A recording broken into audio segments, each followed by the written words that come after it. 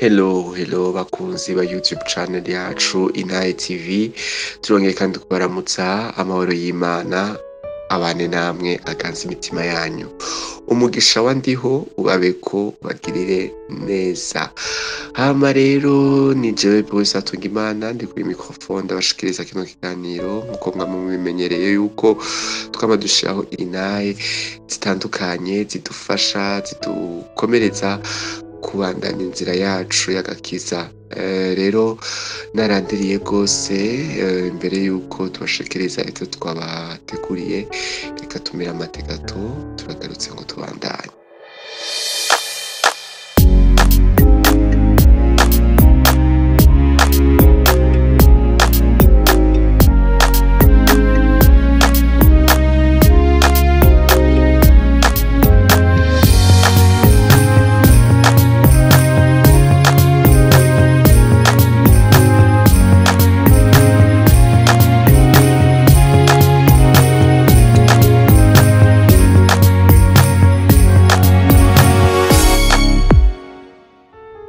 Nkuko rero narimejeje kubibabwira yuko umunsi ari Inahe tubafitiye ya mushiki wacu yashimye kutwiganirira ivyo Yesu yamugiriye kandi akibandanya kumugirira.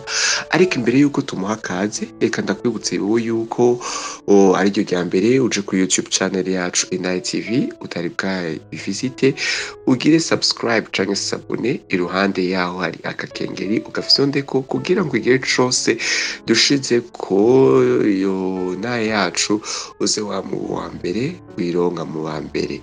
Imana yacu izo kugirira neza. Rero nkuko nemeje kwibabwiye yuko ari Inahe mushiki wacu yashimye kudusangiza, reka rero narandiriye tumuhe kaze twumvirize ivyo Yesu yamugiriye. Kaze. Shalom shalom, jewe nashaka gushinga Inahe. Nkaba nitwa Ndayishimiye Nisanete, nkaba niga kuri Université Lumière de Bujumbura, niho nkitangura université. Nashaka gushinga Inahe kugira abazovyumva bose bamenye ko Imana ibaho, ko Imana ibakunda kandi Imana ibakeneye. Jewe mva nabuze ata kibazo c'amatwi mfise, rero vyaje mu munani ayo nangura kugira ikibazo c'amatwi. Mw'ishure nangura gusubira inyuma bigenda nabi, ibintu bikagenda nabi cane kuko nari umwana aciye ubwenge cane gose mw'ishure. Hanyuma ndagira ubwoba cane, ndabaza Imana ati kubera iki wemeye kubera ikaba ari jewe ibintu byishikira. Sinatawe impamvu Imana yabikoze, sinabitahura muga nagiye kubitahura mu nyuma. Jewe muri 8e naramenye n'amanota meza cane gose, na 9e na 10e na seconde.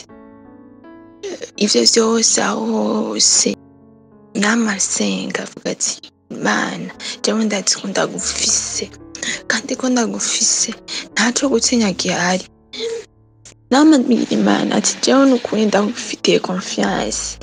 Ndibuka nk'ikiri 9e naragiye kwivuza kora mu Burundi, bari baramaye imiti myinshi biranka, ca ndaja mu Rwanda ndivuza, baca bambwira yuko ari ubumuga, ari ibintu vyizana badashoboye kubivura ngo bagirire operation.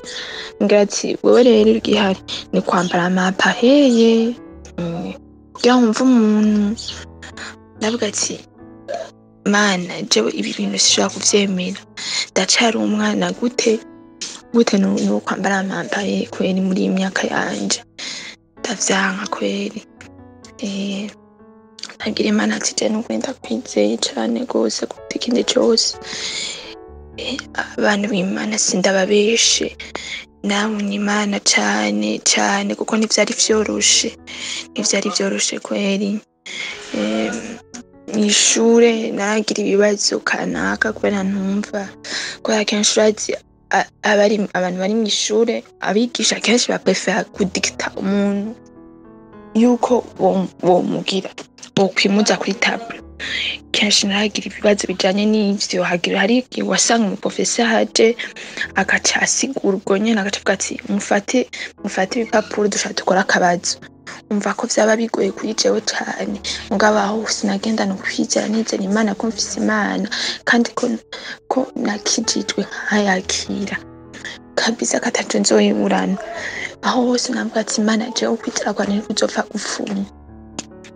Gushika aho nshika première nsenga Imana ndabibwira ati Imana jewe sinshaka ko mw'ishure nzoba uwa mbere canke uwa kabiri canke uwa kangahe, ariko Mana je ndashaka intahe yanje zizunguruke kwa professeur benshi bo kw'ishure bazi ko mfise ikibazo c'amatwi.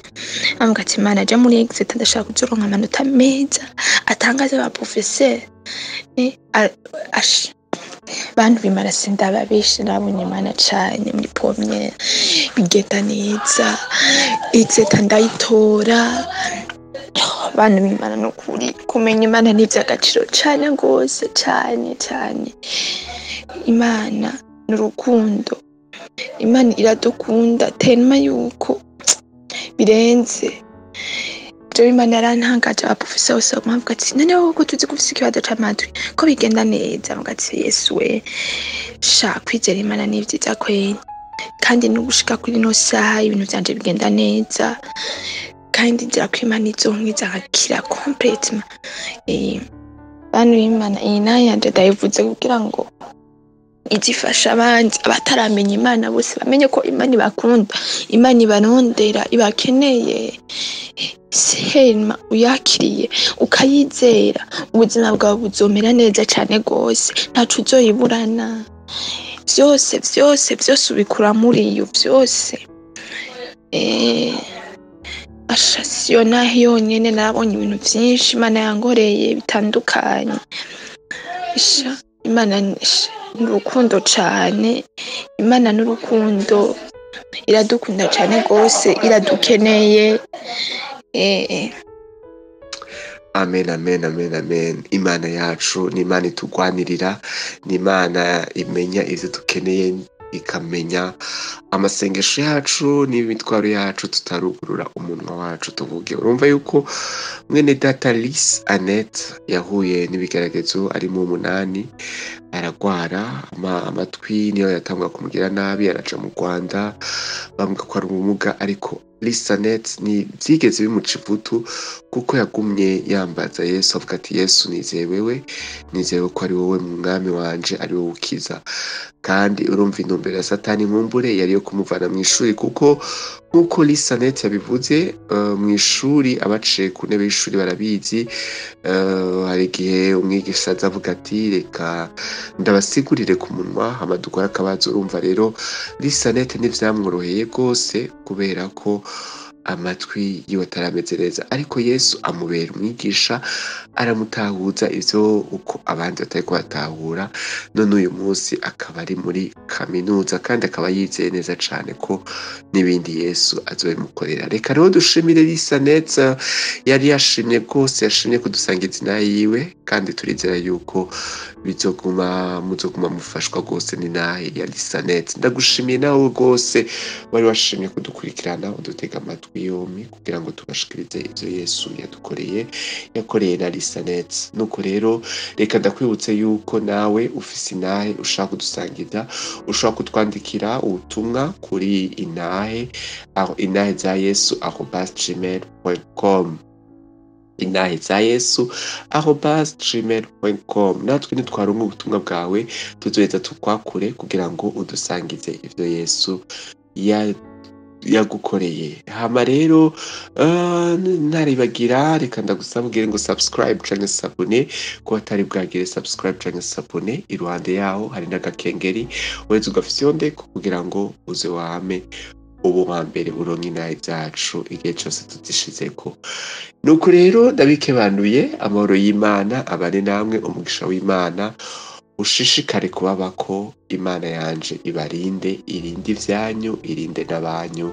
Naho ubutaha, bye.